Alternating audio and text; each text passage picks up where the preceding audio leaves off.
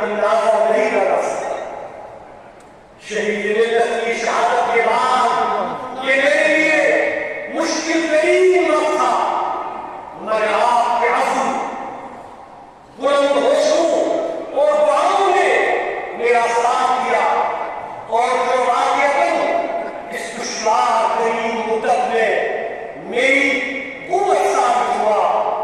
آپ کو میں نے ہمیشہ نہ صرف اپنے قریب پایا بلکہ آپ حضرات ہمیشہ میری دعاؤں میں شامل رہے، جس طرح سے مجھے یقین ہے کہ میں بھی آپ کی دعاؤں میں ہمیشہ شامل رہا. میرے ہموطنوں، مجھے بخوبی اس بات کا مکمل اعتراف ہے کہ 5 اگست 2019 کے بعد جو وقت آپ پر گزرا وہ آسان وقت نہیں تھا. تفرقات کو ختم کیا گیا، ریاست جموں کشمیر کی انفرادی حیثیت کو نہ صرف ختم کرنے کا اعلان کیا گیا بلکہ اس ریاست کو ریاستی درجے سے بھی محروم کیا گیا اور اس کو تقسیم کر دیا گیا. خطہ لداخ کو جموں کشمیر سے جدا کر دیا گیا اور عوامی رائے کے برخلاف نئے حکمرانوں کو جموں کشمیر کے تنظیم نو قانون کے تحت یک طرفہ فیصلوں کی حال میں یہاں کے لوگوں کو کمزور اور بے اختیار بنایا گیا.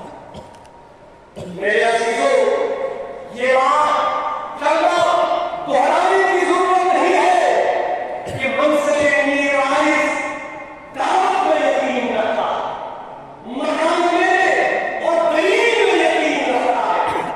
یہ منصب جو صدیوں سے کام نبوت کا مشن چلا رہا ہے، جہاں لوگوں تک حقیقت پہنچانے کا امید ہے، وہیں پر الفاظ اقتدار کا حق بات پہنچانے کا پابند ہے. کوئی ثابت کر دے کہ یہ منصب کسی بھی دور میں کسی بھی مقام میں یا مذاکرات سے انکاری رہا ہو. اس منصب میں ہر ایک کو برابر قدر کیا گیا اور مقابلے اور مذاکرات کے ماحول کو پروان چڑھانے کے لیے کڑوے ووٹ دیے، صحبتیں اور تکالیف برداشت کی، عظیم قربانیاں پیش کی. یہ کوئی دقیق کتاب نہیں ہے بلکہ ایک روشن تاریخ ہے.